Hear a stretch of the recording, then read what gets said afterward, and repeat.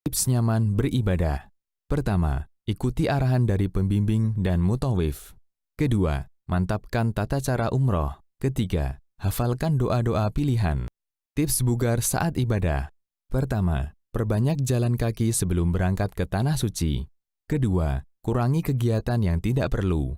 Ketiga, istirahat dan tidur yang cukup. Biasanya jika sudah berada di Masjidil Haram, ingin terus-menerus melakukan ibadah tanpa memikirkan kondisi badannya. Hal ini bisa menyebabkan jamaah jatuh sakit.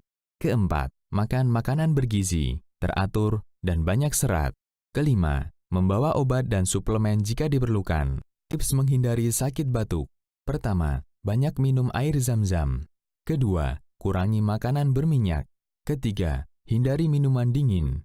Keempat, bawa obat-obatan yang biasa dipakai di tanah air agar segera bisa dikonsumsi jika terkena batuk. Tips menghindari influenza.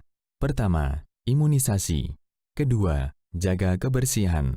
Ketiga, istirahat cukup. Keempat, perbanyak makan buah dan sayur. Kelima, pakai masker. Keenam, bawa multivitamin atau imun booster.